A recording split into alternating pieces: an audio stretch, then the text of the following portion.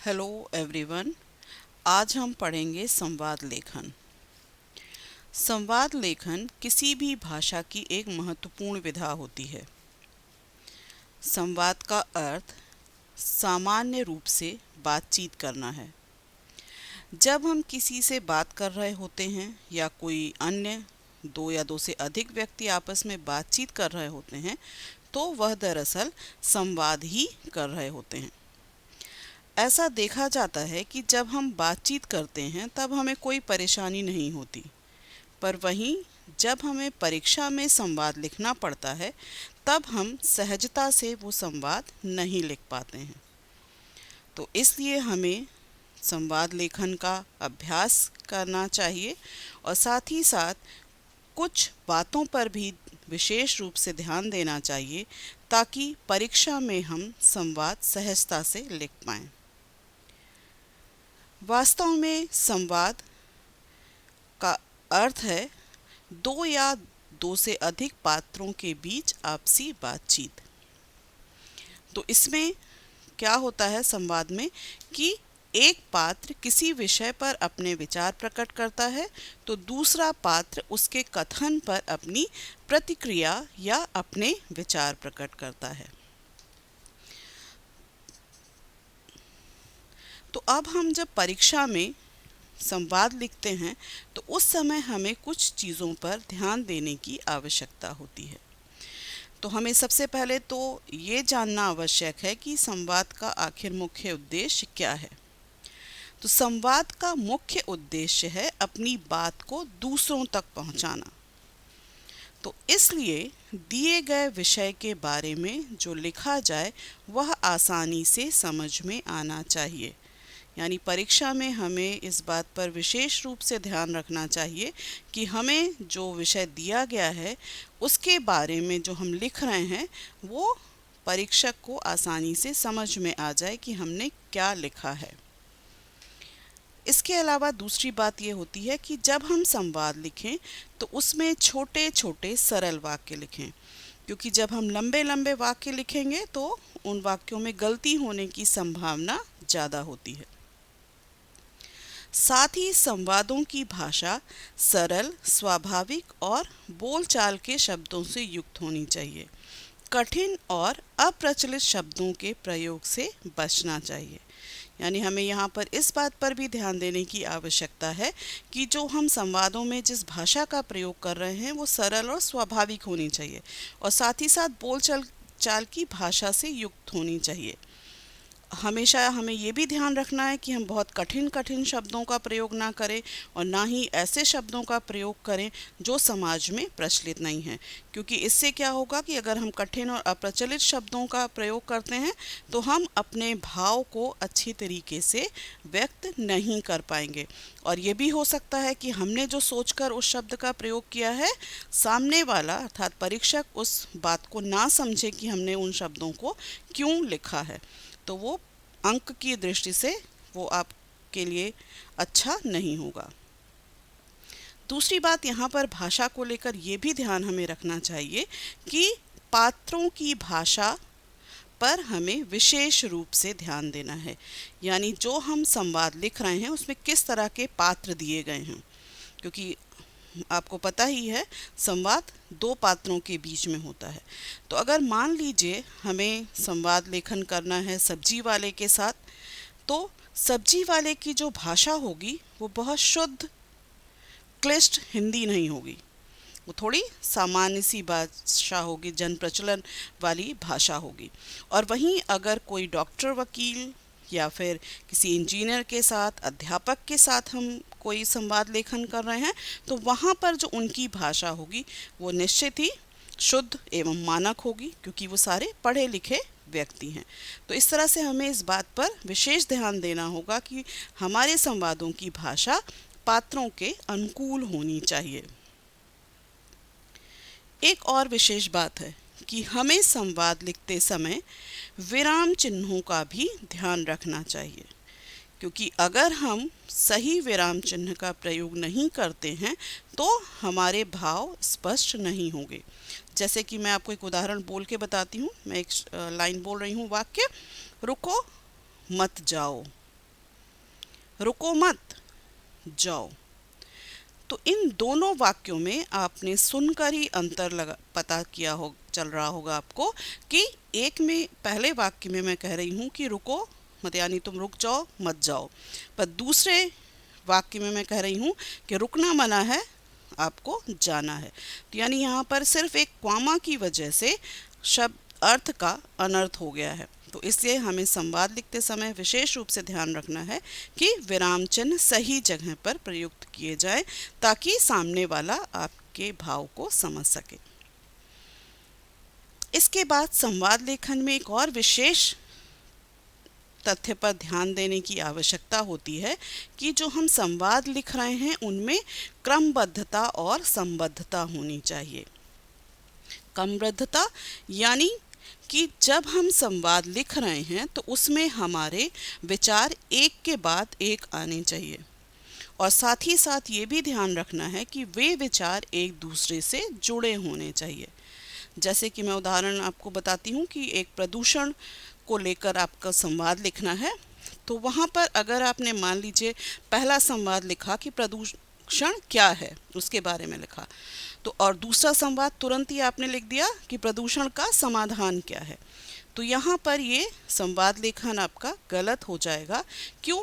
क्योंकि आपको बीच में ये भी बताना पड़ेगा कि संवाद में कि ये जो प्रदूषण है उसका कारण क्या है, क्योंकि पहले तो आपने बता दिया कि प्रदूषण क्या है, पर तुरंत ही आप उसका समाधान नहीं बता सकते। बीच में आपको एक दो संवाद ऐसे भी लिखने पड़ेंगे जहाँ पर आपको उस प्रदूषण का कारण भी बताना पड़ेगा। तो इससे इस तरह से आपको ध्यान रखने की ज़रूरत होगी कि विचार एक के बाद आए और एक दूसरे से संबंध होने चाहिए। इसके बाद ये भी है कि संवाद लेखन के समय पात्रों की उम्र, अवस्था, पद आदि का भी ध्यान रखना चाहिए। यानी हम जिस तरह के पात्रों के साथ संवाद लेखन कर रहे हैं तो हमें उन्हीं के अनुसार संबोधन लिखना चाहिए, आदर सूचक शब्द का प्रयोग करना चाहिए।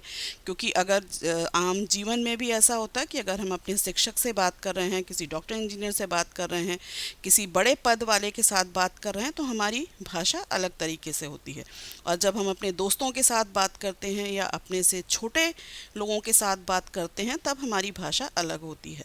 तो इस बात का ध्यान आपको परीक्षा में भी रखना चाहिए कि संवाद लेखन के समय पात्रों की उम्र, अवस्था और उनके पद का भी ध्यान करना है। दूसरी एक बात और है कि आप संवाद ऐसे लिखें कि वो बनावटी ना लगे। संवाद जीवन की वास्तविकता से जुड़े होने चाहिए। यानी जो भी विषय दिया गया है उस विषय पे आप कुछ अलग सी कल्पना करके ना लिखें, वैसा ही लिखें जैसा कि वो रियल लाइफ में अगर है वैसी सिचुएशन तो वो वैसे ही बातचीत होगी। तो उस पर भी आपको ध्यान देने की ज़रूरत है। अर्थात संवाद लेखन के लिए जो विषय दिया गया है उससे संबंधित वाक्य ही लिखना चाहिए। क्योंकि आप अगर विषय से अलग किसी बात पर लिखना शुरू करेंगे तो होगा क्या कि आपका जो संवाद लेखन दिया गया है वो स्पष्ट नहीं होगा। इसके अलावा वक्ता ने बोलते समय जिन भाव भंगिमाओं या मौखिक चेष्टाओं का प्रयोग किया है उनका संकेत कोष्ठक में दिया जाना चाहिए। यानी बोलते समय आपने कई बार नाटक पढ़ा होगा या नाटक आपने देखा होगा, फिल्में भी आप देखते हो, तो उसमें भी जो सारी क्रियाएं होती हैं वो सारी पहले से लिखी होती हैं। तो उसमें ये पूरा निर्देश दिया होता है कि वो जो व्यक्ति है नाटक कर रहा है या जो पात्र है वो क्या करेगा, चलेगा, बैठेगा, हंसेगा या नमस्कार करेगा। तो वो सारी चीज़ें भी वहाँ पर लिखी होती हैं। तो अगर आप परीक्षा में इस तरह से अगर भाव भंगिमाओं को, मौखिक चेष्टाओं को अगर आप कोष्ठक में लिखते हैं तो ये एक अच्छा प्रयास माना जाता है कि आपने बहुत अच्छा संवाद लेखन किया है। पर अगर आपने नहीं लिखा तो ऐसा नहीं है कि आपको नंबर नहीं मिलेगा, पर अगर आप अभी से अभ्यास करना शुरू करेंगे तो आप उतना ही अच्छा लिख सकते हैं। से अगली बात पे भी वही बात है कि संवादों में अगर किसी को आदेश या निर्देश देना हो तो उसका भी उल्लेख कोष्ठक में किया जाना चाहिए। क्योंकि तभी तो पता चलेगा कि आपने किसी को आदेश देते हुए कोई बात कह रहे हैं या किसी को निर्देश देते हुए बात कर रहे हैं। अगर आपने ऐसा नहीं लिखा तो वो सारी बातचीत आपको एक सामान्य बातचीत लगेगी। इसके अलावा एक मुख्य बात पर आपको सबसे ज़्यादा ध्यान देना चाहिए कि परीक्षा में संवादों को लिखने की शब्द सीमा निर्धारित की गई है, वो भी 50 से 60 शब्द। तो यहाँ पर इस पर विशेष ध्यान रखना है कि ऐसा ना हो हमने विषय को शुरू किया लिखना और संवाद लिखते चले गए और वो 2-3 पन्ने भर डाले, तो उससे उसका कोई फ़ायदा नहीं होगा। आपको अपने विचारों को कम से कम शब्दों में स्पष्ट करना है। तो चलिए एक उदाहरण देखते हैं, उससे आपको बात पूरी तरह से समझ में आ जाएगी। प्रश्न दिया हुआ है, जन्मदिन के अवसर पर मित्र को आमंत्रित करने हेतु दो मित्रों के बीच होने वाले संवाद को लिखें। तो यहाँ पर मित्र 1 रमेश है, मित्र 2 समीर है। तो परीक्षा में अगर नाम दिया गया है तो आप नाम लिख सकते हैं, नहीं है तो आप ऐसे मित्र 1 मित्र 2 करके भी लिख सकते हैं और आप अपनी तरफ से भी नाम कोई दे सकते हैं। तो पहले देखते हैं क्या संवाद है। रमेश, खुश होते हुए, यहाँ पे देखिए जो प्रसन्नता है उसकी वो दिख रही है, तो उसको वहाँ पर ब्रैकेट में लिखा हुआ है खुश होते हुए। समीर, इस रविवार को मेरा जन्मदिन है, मैं चाहता हूँ कि तुम भी आओ। समीर, जरूर आऊँगा, कितने बजे का कार्यक्रम है। देखिए यहाँ जैसे पहला ही संवाद जो लिखा है उसमें सीधे ही वो विषय पर आ गए हैं कि उसका जन्मदिन है और वो अपने मित्र को बुलाना चाहता है। तो दूसरा मित्र भी यही कह रहा है कि ठीक है मैं आऊँगा, लेकिन ये जानना भी ज़रूरी, क्योंकि तुरंत उसने पूछा कि आखिर अगर कोई किसी कार्यक्रम में बुला रहा है तो कितने बजे प्रोग्राम है, कहाँ पे आना है, कैसे आना है, तो इसकी भी हमें जानकारी होनी चाहिए। तो उसने तुरंत ही पूछा कि कितने बजे का कार्यक्रम है। रमेश, शाम को 5 बजे। समीर, अच्छा पार्टी में और कौन कौन आ रहे हैं। ये स्वाभाविक सी जिज्ञासा है कि भाई बुला रहा है तो और उसके और कौन कौन से मित्र आ रहे हैं। तो उसका जवाब आता है, रमेश, सौरभ, दीपक, सुमन, रेखा और अमित आएंगे, तुम्हें भी जरूर आना है। यानी मुख्य बात यही है उसकी रमेश की कि वो समीर को अपने घर पार्टी में बुलाना चाहता है। समीर, ठीक है, मैं अपने मम्मी पापा से बात करके कल बता दूंगा। अब यहाँ पर बिल्कुल रियल लाइफ सिचुएशन है, क्योंकि यहाँ पे कुछ ऐसी बनावटीपन नहीं है कि हाँ ठीक है मैं आ जाऊँगा, क्योंकि आपके साथ भी ऐसा होता है कि जब आपको किसी फ्रेंड ने बुलाया है, आपको किसी के घर जाना है, तो आप वहाँ पे अपने आप से नहीं जा सकते। स्वाभाविक है कि आप अपने मम्मी पापा से पूछ कर ही जाओगे। तो वहाँ पे उसने इस बात को लिखा है कि ठीक है मैं अपने मम्मी पापा से बात करके कल बता दूँगा। ठीक है, अब चलें, कक्षा का समय हो गया है। हाँ चलो चलें। और दोनों खुश होते हुए कक्षा की ओर जाते हैं। यानी जो सिंपल सी बात थी कि उसे जन्मदिन पर बुलाना था, उसने बुला लिया, सामने वाले ने पूछ लिया कि कब प्रोग्राम है और कब कौन कौन आ रहा है, और वो अपनी मम्मी पापा से बात करके बताएगा। और वो कहते ठीक है अब चलते हैं, क्योंकि क्लास का समय हो गया। तो वो दोनों चले जाते हैं और दोनों खुशी खुशी क्लास में जाते हैं। तो ये देखा जाए तो एक तरह से ये जो संवाद का उदाहरण है आदर्श उदाहरण है कि बहुत लंबा भी नहीं है, और जो विषय दिया गया है वो विषय पूरी तरह से स्पष्ट हो गया है कि क्या बुलाना चाहता है अपने जन्मदिन की पार्टी पर। तो अब ये बात आती है कि जब आपने तो अभी तक देखा कि परीक्षा जो संवाद लेखन है उसके लिए हमें क्या क्या ध्यान देना चाहिए। अब परीक्षा की दृष्टि से देखा जाए कि हम संवाद लेखन में परीक्षा में अच्छे अंक कैसे प्राप्त करें, तो उसके लिए भी हमें कुछ बिंदुओं पर या कुछ टिप्स पर भी ध्यान देना चाहिए। क्योंकि अक्सर क्या है, परीक्षा में संवाद लेखन के लिए 2 प्रश्न दिए जाते हैं, जिनमें से हमें केवल एक प्रश्न को करना होता है। इस बात पर विशेष ध्यान देना है, क्योंकि कई बार परीक्षार्थी ध्यान नहीं देते हैं और दोनों ही प्रश्न हल कर देते हैं। तो इससे उनका समय भी नष्ट होता है कि आपको दूसरे प्रश्नों को करने के लिए पूरा समय नहीं मिल पाता। दूसरी बात आपको ये ध्यान रखनी है कि परीक्षा में संवाद लेखन के लिए 5 अंक निर्धारित होते हैं। तो ये 5 अंक बहुत महत्वपूर्ण होते हैं और इस अंक को प्राप्त करने के लिए आपको अच्छा अभ्यास करना चाहिए। तीसरी बात कि प्रश्न शुरू करने से पहले दिए गए विषय को ध्यान से पढ़ें और सोच समझकर एक विषय का चुनाव करें। क्योंकि जब हमें प्रश्न करना है तो उसके पहले ही हमें उस विषय पर बहुत ध्यान दे देना चाहिए, क्योंकि पहले से ही अगर आप ध्यान दे दोगे, सोच समझकर विषय का चुनाव करोगे, तो आपको लिखने में समस्या नहीं आएगी। क्योंकि कई बार ऐसा होता है, विद्यार्थी ने पढ़ा दोनों प्रश्न और जब उन्होंने संवाद लिखना शुरू किया तो दोनों प्रश्नों के विषय को ही एक साथ करके लिख दिया, तो वहाँ पर भी आपके अंक कट जाते हैं। तो ये ध्यान रखना है कि विषय का चुनाव हम समझ कर करें। दूसरी बात यह है इसमें कि संवाद को दो पात्रों के बीच लिखा जाता है, इसलिए एक पात्र के लिए कम से कम 4 और अधिक से अधिक 6 संवाद होने चाहिए। हमें इस बात पर अवश्य ध्यान देना चाहिए, क्योंकि परीक्षा में संवाद लेखन के लिए शब्द सीमा निर्धारित होती है। पहले भी मैंने बताया है 50 से 60 शब्द। तो यहाँ पर अगर आपने इस बात पर ध्यान रखा कि एक पात्र के लिए कम से कम 4 और अधिक से अधिक 6 संवाद लिखने हैं, तो इस तरह से दोनों पात्रों का मिला के आपके 8 से 12 संवाद हो जाते हैं।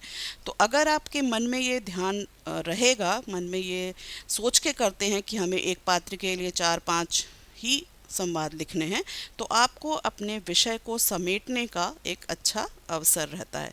क्योंकि अगर आप पहले से ही सोच के रखेंगे कि हम कुछ भी लिख सकते हैं, कितना भी लिख सकते हैं, तो आप वो लिखते चले जाएंगे और आपका विषय अच्छी तरह से स्पष्ट नहीं होगा। लेकिन अगर आपने शुरू से ही सोच लिया कि हमें सिर्फ 6 बातों में ही, 6 संवादों में ही अपनी सारी बातें बता देनी है, तो आपकी एक तो शब्द सीमा का पालन हो जाएगा और आप संक्षेप में अपनी बात लिख पाएंगे। पहले भी मैंने बताया है, यहाँ परीक्षा के लिए भी है कि अगर पात्रों के नाम दिए गए हैं तो वह लिखना है, अन्यथा आप नाम स्वयं भी दे सकते हैं। और सबसे महत्वपूर्ण बात यह है कि विषय के अनुसार संवाद सीधे लिखना शुरू करना चाहिए। विषय से संबंधित भूमिका बनाने में समय नहीं गंवाना चाहिए। जैसा कि मैंने पहले भी उदाहरण आपको जो दिखाया था, उसमें भी यही था कि जन्मदिन पर बुलाना था, तो दूसरे मित्र ने सीधे ही अपने मित्र को बताना शुरू किया कि जन्मदिन है और वो अपने उस कार्यक्रम में बुलाना चाहता है।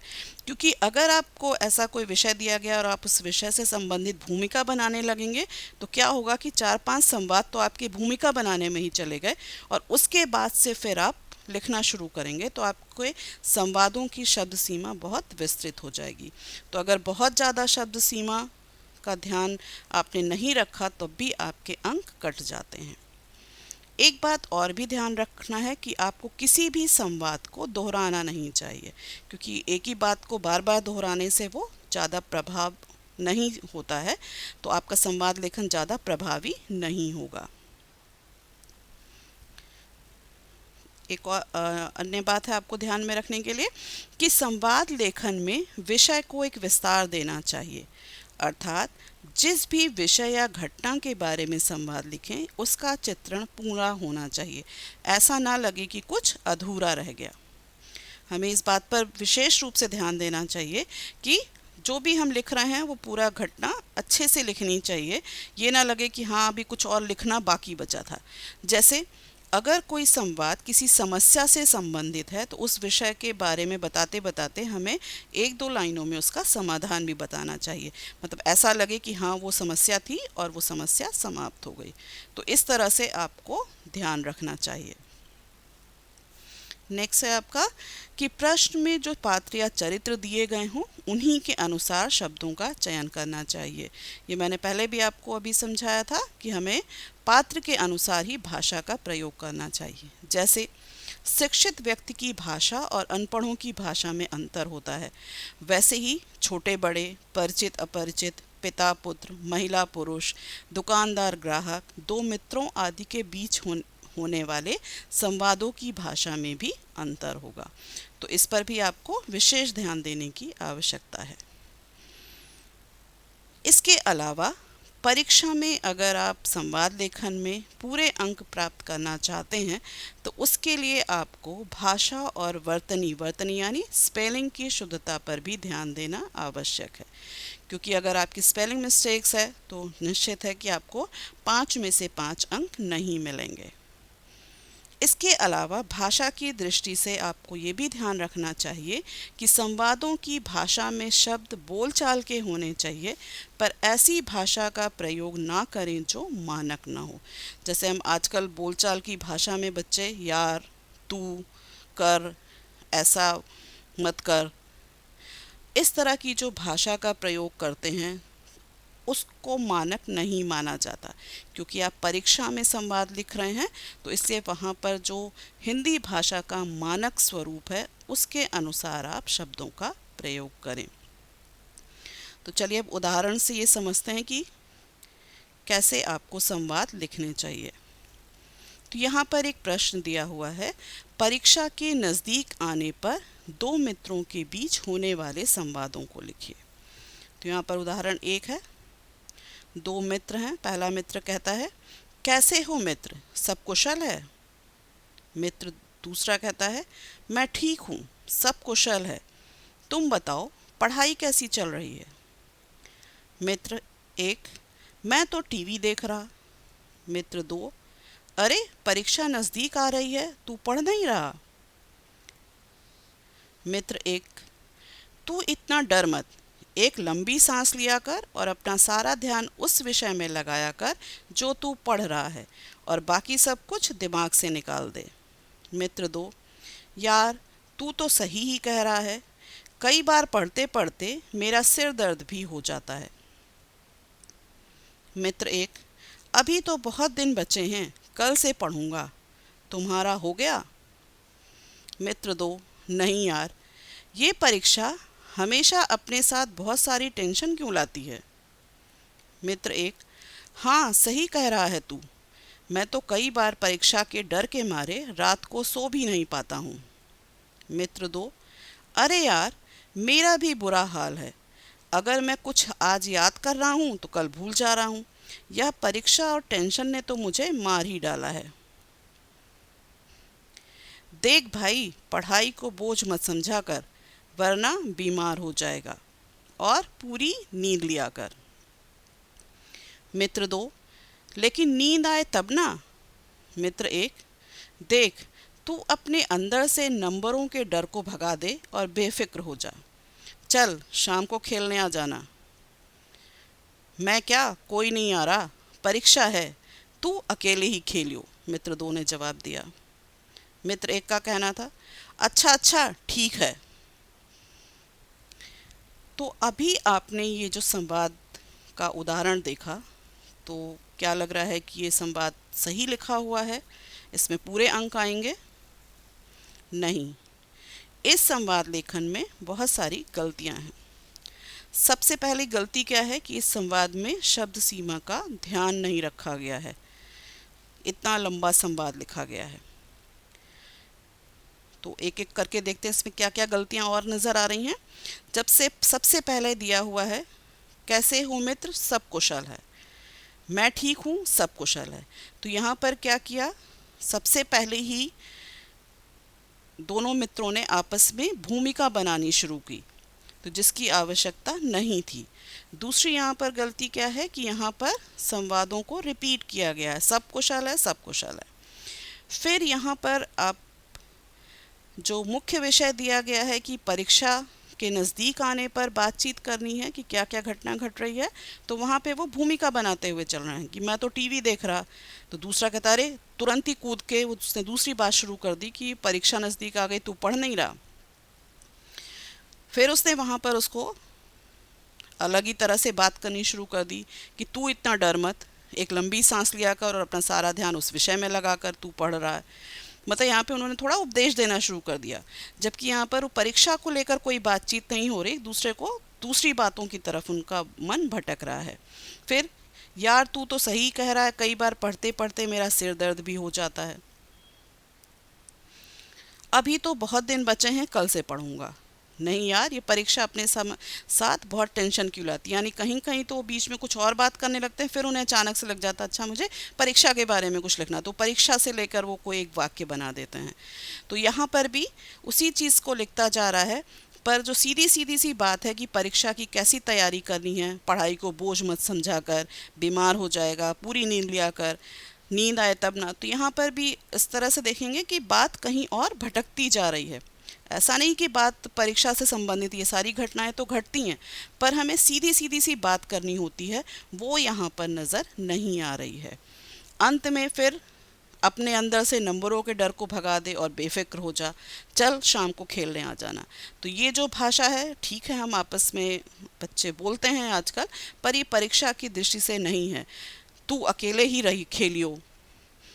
तो ये सारे जो शब्दों का इस्तेमाल किया है, ये परीक्षा की दृष्टि से देखा जाए तो उचित नहीं है। आपस में आप बोलते हो ठीक है, पर जब आप लिखोगे तो वहाँ पर थोड़ी सी आपको मानक भाषा का प्रयोग करना पड़ेगा। चलिए अब एक दूसरा उदाहरण हम देखते हैं। इसी प्रश्न का दूसरा उदाहरण कि दूसरे ने संवाद लिखा है, तो उसने कैसे लिखा है।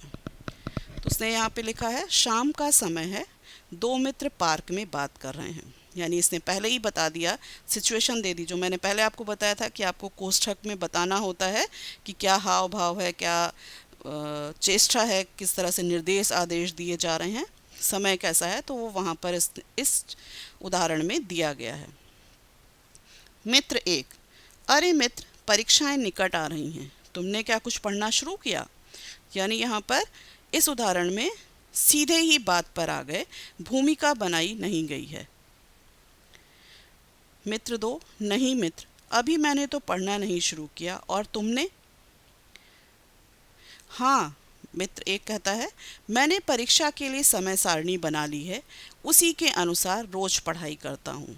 मित्र दो, अच्छा, क्या तुम हमेशा समय सारणी के अनुसार ही पढ़ाई करते हो। मित्र एक, हाँ, इससे नियमानुसार सभी विषयों की पढ़ाई हो जाती है और यह भी पता चल जाता है कि क्या पढ़ लिया और अभी क्या पढ़ना बाकी है। खेलने का भी समय मिल जाता है। मित्र दो, परीक्षा के समय तुम खेलते भी हो। मित्र एक, हाँ, परीक्षा के समय ब्रेक लेना भी ज़रूरी है, थोड़ी देर खेलना या घूमना चाहिए। इस समय हमें अपने स्वास्थ्य का भी ध्यान रखना चाहिए। मित्र दो, हाँ, मेरे दादाजी भी कहते हैं कि थोड़ा व्यायाम करो और पौष्टिक भोजन खाओ। मित्र एक, अच्छा मित्र, अब चलते हैं, मेरे पढ़ने का समय हो गया। मित्र दो, हाँ हाँ चलो, मैं भी घर जाकर समय सारणी बनाता हूँ ताकि मैं भी परीक्षा की अच्छी तैयारी कर सकूँ। मित्र एक, चलो। दोनों खुश होते हुए घर की ओर जाते हैं।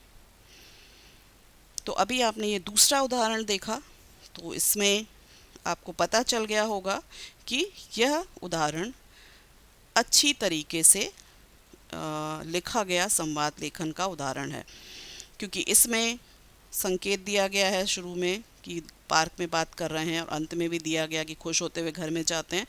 दूसरा, इसमें बेवजह की भूमिका नहीं बनाई गई है, सीधे से परीक्षा की बात, परीक्षा की नज़दीक आने पर उसकी तैयारियों के बारे में ही बातचीत की गई है और उससे संबंधित बातचीत ही की गई। यानी क्रमबद्धता भी है, क्रम से बात करते जा रहे हैं, साथ ही साथ जो बात कर रहे हैं वो परीक्षा की दृष्टि से है कि परीक्षा के समय आपको समय सारणी बनानी चाहिए, समय सारणी यानी टाइम टेबल बनाना चाहिए। उसके साथ ही साथ आपको अपने स्वास्थ्य का भी ध्यान रखना चाहिए। तो वो एक एक दो दो लाइनों में वो करते हुए क्रमबद्धता से यहाँ पर उसका बात की गई है। और उसके साथ ही साथ यहाँ पर संवाद की जो शब्द सीमा है उसका भी ध्यान रखा गया है। ये बहुत लंबा संवाद नहीं है, कम शब्दों में, जितनी हमें आवश्यकता है उतने शब्दों में ही ये संवाद लेखन किया गया है। तो इस दृष्टि से यह संवाद एक तरह से आदर्श संवाद लेखन का उदाहरण है।